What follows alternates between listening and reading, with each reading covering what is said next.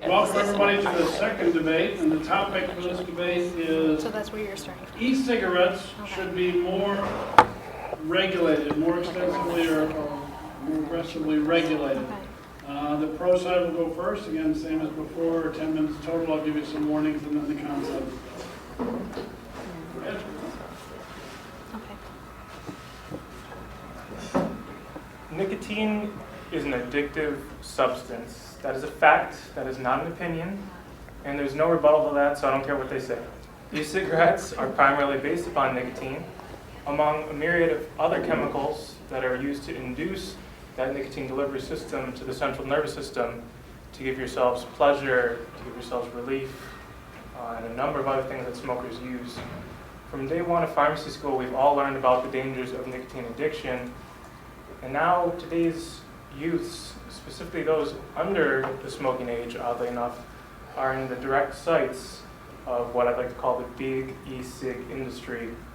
So now more than ever, I believe that we need regulation to join the call that most of America is already sharing right now, and that's that e-cigarettes need to be regulated. Now, how many people are actually using e-cigarettes? Of course, we know that smoking is not that prevalent today. Rates are down. But among all adults in a CDC study of 2014, 12.6% of adults have ever tried e-cigarettes, even just once in their lifetime.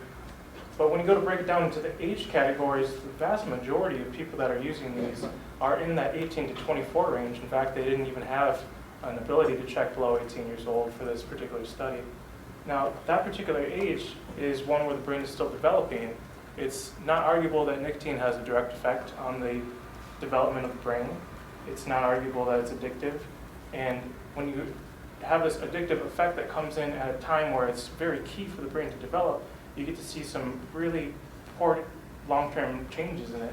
Now, of course, we haven't actually studied e-cigarettes by themselves, but one of the biggest problems is that the FDA doesn't actually regulate it, much like they don't regulate the supplement industry. And that's one that we as pharmacists have been called to regulate ourselves, because how can you knowingly recommend something on the counter, on the shelf, when you say it's melatonin, but really there's something like metal or Viagra in there, which is actually perfectly legal for a lot of it, and a lot of times you don't actually understand what happens to it. So, there might be some potential benefits from using e-cigarettes over conventional cigarettes, but we haven't actually studied them so far. As a matter of fact, we don't even really know past the short-term effects in very small studies what it does. We do know that from the brief data that we've received so far, that some of the adverse events include pneumonia, congestive heart failure, disorientation, seizure, hypotension, and numerous other health problems. Now, that's not a direct cause and effect, but there certainly is a correlation that when you inhale steamed vapors into your lung that are having a direct effect on your central nervous system, you're going to have some type of irritation. It's unknown how much of these nicotine and other chemicals are present in these, because once again, the FDA doesn't regulate those levels. Now, if it's unknown, then once again, we can't actually study the effect of the nicotine itself. So when we regulate it, we can actually set the manufacturers to state exactly what the ingredients are in the label, that the levels are accurate, and then we can actually at least even study what type of effect it's having. But as of right now, we are literally shooting in the dark because we have no idea right now. These cigarettes are all flavored for the most part, and it's not just menthol, it's like strawberry, blueberry, a lot of the fruit flavors. And if that isn't targeted at young children, I really don't know what is, because I don't know about you guys, but my old man, he likes them just black and tarry himself. So, and lastly, even though it is advertised as a replacement system for cigarettes, we're not entirely sure how many smokers are actually going to end up quitting over that. So we know, by and large, that smokers are going to try to move to e-cigarettes if they want to use cigarettes. But now whether or not they're actually going to use that to quit, who knows? In fact, some studies have shown that people just do both. They'll smoke an e-cig when they can't smoke a regular cigarette due to a ban or some other regulation in the area, but they'll actually just sometimes not even quit. They'll just use both of them at the same time. So in terms of using it as a quitting type thing, who knows about that as well. Something else to add about regulation itself that Kyle sort of mentioned, the fact that we don't know how much nicotine is actually inside these e-cigarettes when people are using them. They could be thinking that they they could be thinking that they're self-treating their nicotine addiction with a lower level of nicotine with an e-cigarette, but they could just be using something with a high level, but they don't know it, and they're not actually helping themselves. Another thing is that, like you said, nicotine is highly addictive, and it is a powerful vasoconstrictor, and if people are using the nicotine and they think that they're just avoiding all these health risks because they're using something that's not going to hurt them because there's no regulation on it, they could be exacerbating their own blood flow or hypertension if they have any. Another point with regulation is currently, since cigarettes are being regulated, they're getting taxed on. We're making money off the regulation of regular cigarettes. If we don't, currently we could be missing out on revenue made from, we could be missing out on the revenue made from regular cigarette taxation if they start trying to push e-cigarettes on everyone. So far, there's only one state that is taxing the liquid nicotine used in e-cigarettes, but compared to what they've been taxing on regular cigarettes, it's not comparable. E-cigarettes aren't subject to the same manufacturing, distribution, and regulations as regular cigarettes, as I said many times before. Because the FDA can set up public health standards to regulate the amount of tar and nicotine, the sales to underage children, and it's just not there for e-cigarettes. Okay, so according to the one article, Lee Davison said that e-cigarettes by the Utah youth has actually increased by fourfold in the past 5 years. So now 1 out of every 10 youths is actually vaped within the last 30 days. And according to Jane Duncan, who's the manager of Tobacco Prevention and Control Program of the Utah Department of Health, experimentation with the use of vaping products or e-cigarettes among the Utah youth has nearly doubled from 2013 to 2015. And if you look even further back from 2011 to 2015, it actually increased by a 5-fold. So now 1 out of every 10 Utah students in grades 8, 10, and 12 actually use e-cigarettes within the past 30 days. And also 22.9% of all students in those grades say that they at least tried e-cigarettes sometime in their life.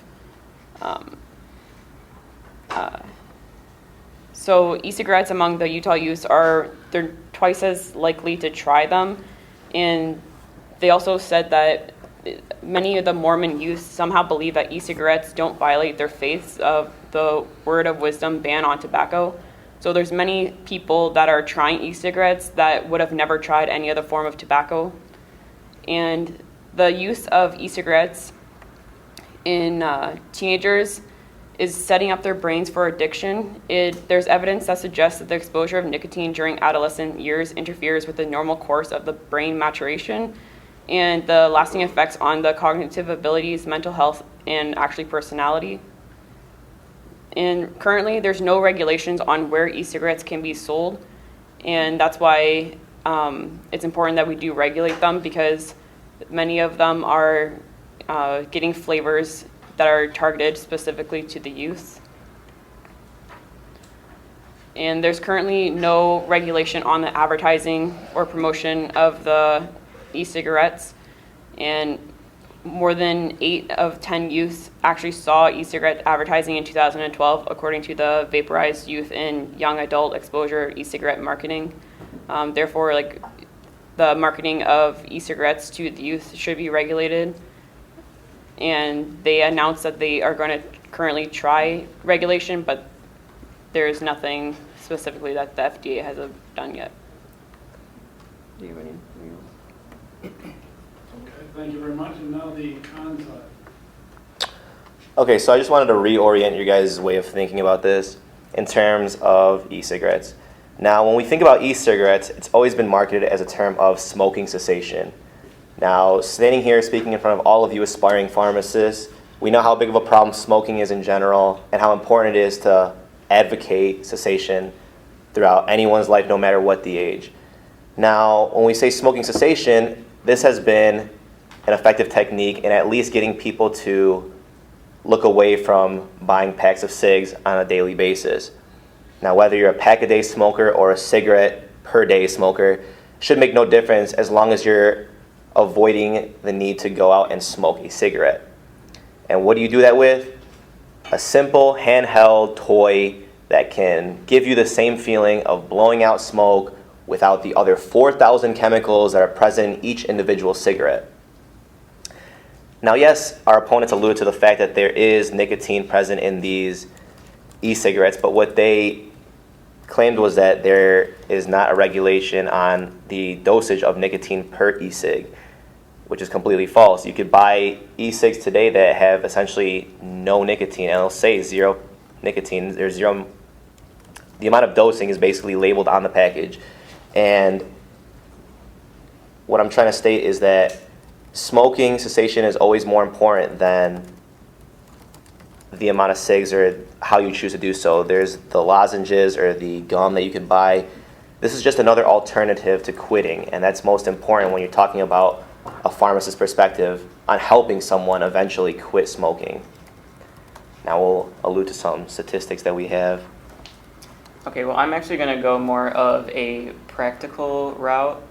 I don't think it's any surprise that the United States has been in a battle for decades against smoking conventional cigarettes, and everybody knows the harm about them. I'm sure everyone has seen the commercial about being the generation to end smoking, and even I think they have like cats part of their commercial now too. So they're really trying to grab everybody's attention on this issue. And I think that the opposing side that is for regulation is too inflexible about the potential that e-cigarettes could have just because they are such a new product. I feel that strategy should be more to reduce harm from cigarettes, and the potential that e-cigarettes have is definitely a way to do that. I came up with two examples that I thought were pretty comparable. Going back to the olden days when we used to use a typewriter, and then along came the computer. Like, you have an invention or some type of thing, and you innovate as you come up with better, safer ideas. Also, if you want to use the analogy of IV drug users with their needles, you wouldn't give somebody a dirty needle, you would give them a clean needle. So you want to improve the process, even though you may not agree with the action itself. Doing any kind of effort to benefit the person that will be using that is obviously a positive. Turning to a financial standpoint, the regulations that would be imposed by the FDA on the e-cigarette industry could potentially wipe out their businesses completely. The regulations would make them have to do actions such as going back and submitting new marketing applications for their products. Some of these businesses have hundreds and hundreds of products that they would have to do this for. They would also be banned from advertising on television and radio. So the amount of people that would be hearing about these e-cigarettes and the potential for smoking cessation or using it as an alternative to conventional cigarettes would be greatly decreased. Many of the CEOs of these e-cigarette companies, such as VMR, their CEOs say that the process could cost us millions to even billions of dollars and would essentially eliminate a potential solution for the epidemic that's burdening the country today. So in addition, not only is our team asserting that e-cigarettes can be a useful tool in smoking cessation, but the Wall Street Journal reported that regulation of e-cigarettes could cost businesses up from $2 to $10 million if that passed. And a case study from a business in Quebec who did end up regulating e-cigarettes also reported that the law is already hurting their businesses, as e-cigarettes are considered tobacco and fall under those same regulations.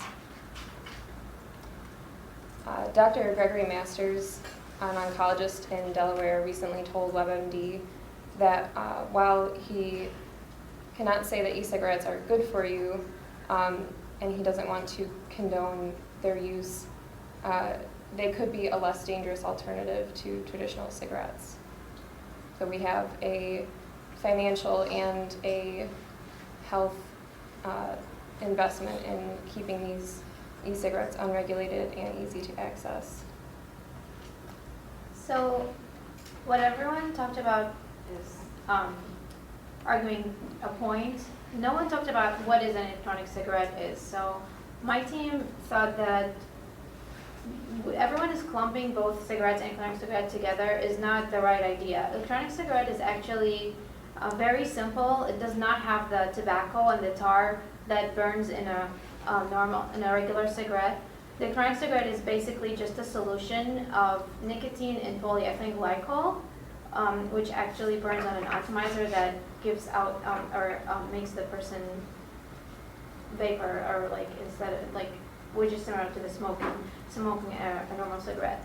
There are different types. There's the disposable e-cigarettes, there's rechargeable, and these things you can actually control the amount of nicotine you can put into the cigarette, which means that if you're trying to quit, this helps you work with your clinician, with your doctor, to actually control the amount of nicotine that you're getting in this cigarette. We're all clinicians, we're all pharmacists. We're going to be asked by patients that have tried everything and failed how to quit smoking. You're willing to help them. This might not be the ideal way of doing it, but this is a helpful method. And studies from 2010 showed that there was decrease in 50% in people who are smoking after using electronic cigarettes. So even though we recognize that these cigarettes, the electronic cigarettes could be potentially harmful, they are another alternative for patients, for people who are trying to quit smoking. Yeah, another thing I wanted to throw in was the fact of the matter of how dangerous secondhand smoke can be. And essentially what you're doing is you're limiting this to essentially nothing when you're vaping. Or another thing that people might get confused with is the whole fact of when you see someone vape or when you see someone casually use an electronic cigarette, because essentially they're not the same thing. They're very similar, but you know, with vaping you have the huge clouds that you blow out, essentially with a higher dose of nicotine, and also the higher burn rate with the battery. And with a disposable e-cig, you're essentially just getting the need to smoke out of your system. So there's that, along with the cost savings, because a typical, pack per day smoker could range anywhere from $7 to $10 a day on each pack per day.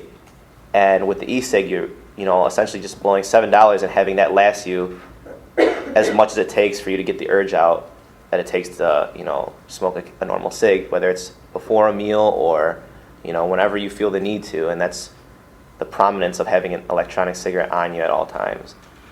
More convenient. Do you guys have anything to add? That's it. Thank you very much.